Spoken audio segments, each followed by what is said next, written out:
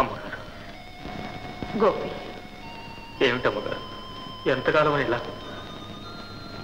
నా రాధ వచ్చేదాకా.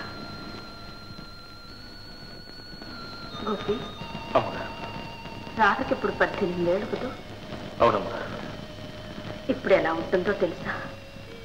బంగారు బొమ్మలా ఉంటుంది. రాధ చాలా అదృష్టవంతురాలు.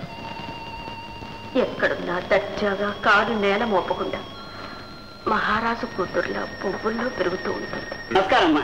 నమస్కారం. Good morning madam. ఎవరు? మా అబ్బాయి రాజు.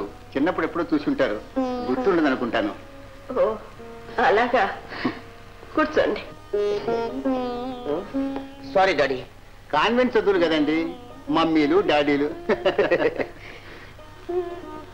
మీ ఆరోగ్యం ఎలా ఉంది? ఆశగా నా ఆరోగ్యం. ఆశనికండి, మీ మనసు.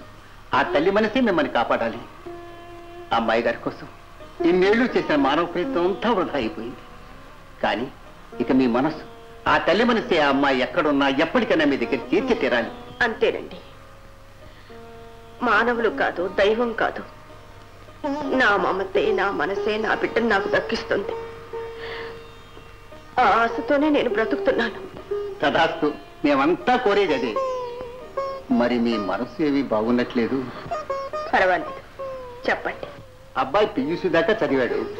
ఇంకా చదవగలనుకోండి, చదవాలని కూడా నాకుంది. కానీ మా డాడీ వయసు అయిపోతుంది, ఎప్పుడు పోతానో ఏమిటో, నువ్వు నా ఫుట్పాత్లో నడవాలని, నన్ను ఏదో బిజినెస్ లో దింపాలని ఆయన అనుకుంటున్నారు. లేకపోతే కాలేజీలో ప్రతి క్లాసులో 2 ఏళ్ల పాటైనా ఉండి ఆ చదువు అంతే ఒకటి తేల్చుకుందామని. అబ్బాయి పెద్దవాడితో క్లుప్తంగా మాట్లాడాలి నాయన. Yes daddy. Sorry daddy. అబ్బాయి చెప్పినట్లు అబ్బాయిని ఇప్పటి నుంచే మన ఆఫీసులో పడేస్తే కాస్త నా భారం తగ్గుతుందని. ముందు ముందు నా తరువాత దానికి అలాగే చేయండి. చెప్తాం. మరి అబ్బాయి జీతం అది? భగవంతం గారు, ఇన్నేళ్ళు నేను ఇవన్నీ చూసుకున్నానా? ఇప్పుడు నన్ను అడగటం దేనికి? మీకు ఎలా తోస్తే అలాగే చేయండి. చెప్తాం. మీకు నా మీద ఉండే నమ్మకం అటువంటిది. ఈ లెక్కలు చూసి ఈ చెప్పులు మీ సంతకాలు పెట్టించండి. లెక్కలు మీరే చూడండి.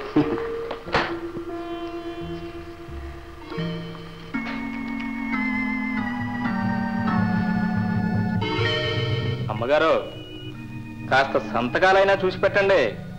మధ్య మధ్యలో ఒత్త చెక్కులే ఉండొచ్చు. ఒత్త చెక్కులు ఉండటానికి మా తలకాయలు ఒత్తవు కావురా? పెద్ద బుర్రలే డేంజర్ బాబు. అందులో మా డాడీ తలకాయ ఆటం బాంబు లాంటిది. ఏంటది? వెళ్ళొస్తానమ్మా. మంచిదండి. నమస్తే మేడం.